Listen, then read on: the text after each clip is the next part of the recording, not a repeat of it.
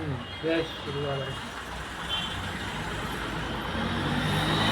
मैं आपको आज एक धार्मिक कथा, प्राचीन कथा सुना, जो माता सती ने श्री भोलेनाथ शिव जी से विनती करने पर शिव जी महाराज ने भगवान महेश ने सुनाई थी।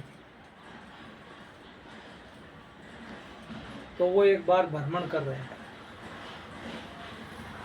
भ्रमण करते करते दोनों तो उन्हें श्री राम सामने मिले वनवास। तो भगवान महेश ने, भोलेनाथ ने उनको प्रणाम किया और आगे निकला। तो माता सती ने शिव जी से पूछा कि प्रभु, आपने इनको प्रणाम किया और फिर इनको आपने ये बताओ कि एक है कौन। तो उन्होंने भगवान विष्णु का पूरा वर्णन सुना के और बताया कि ये श्री राम और यहाँ सीता के अपहरण के कारण खोज के ढूंढ रहे, खोज में ये लगे हैं। तो उनको शंका हुई कि ये इतने अगर हैं ऐसे महान, तो फिर ये क्यों मारे मारे फिर रहे हैं। तो वो एक कैलाश पर्वत जाके वहाँ बैठ गए और बैठे बैठे माता सती ने फिर रहा नहीं गा कि प्रभु मैं तो उनकी परीक्षा लेके आऊँ। तो उनने कहा रहने दो, परीक्षा से कोई फायदा नहीं है, आप ठीक है। कहने नहीं, मैं परीक्षा लेके आऊँ। ले जाओ तो थोड़ी सावधानी रखना। नहीं मानी, प्रिया आई भगवान राम के सामने सीता का रूप बना के प्रकट हो गई।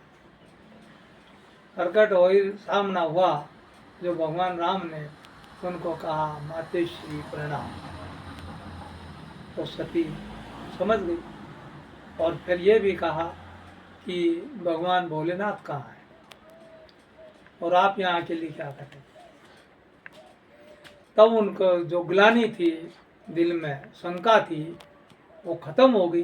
लेकिन दूसरी और एक ग्लानि उनको दिल में सताने लग गई कि मैंने कहाँ ये परीक्षा ले ली और मुझे घोर पाप हो गया।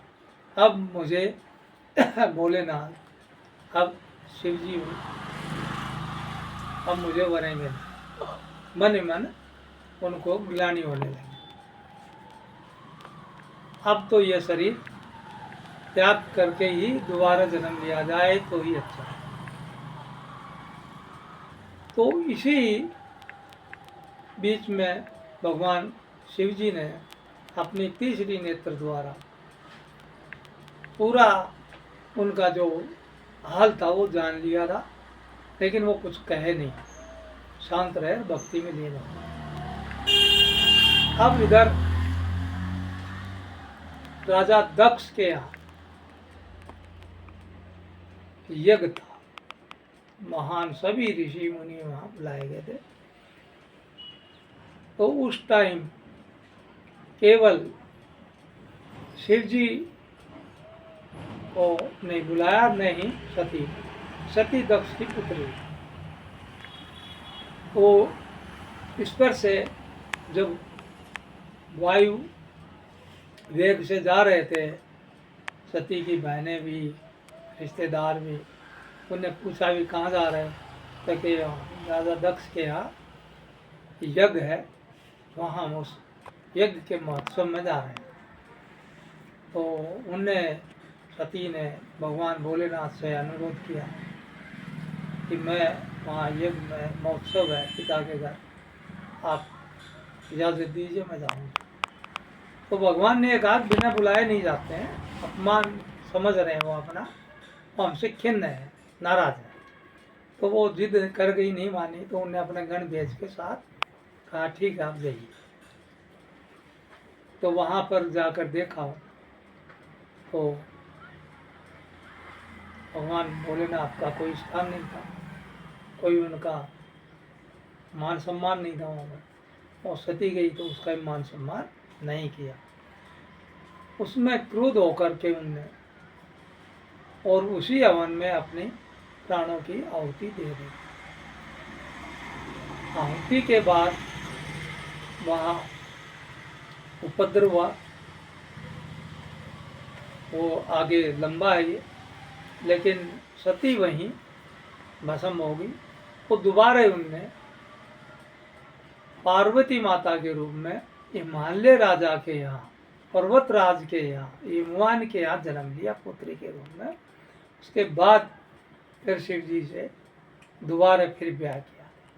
तो ये कथा से आपको ये है कि एक तो अगर कोई आपको ज्ञान दे रहा है तो उस पर बहस मत करिए, वहीं कर लीजिए कितना करना, लेकिन किसी की परीक्षा लेने के लिए आप मत जाइए अगर आपको उसका ज्ञान नहीं है। तो इससे ये है कि मन को आप जिसके साथ रह रहे हैं उसमें विश्वास रखिए, भरोसा रखिए। तो जीवन के दो पहिए होते हैं, आदमी और, उसी प्रकार आप उसको चलाइए, जीवन को अच्छा बनाइए, समझदारी इसी में, और कंधे से कंधा मिला के प्रेम से रहिए। जय श्री बालाजी, जय सच्चिदानंद।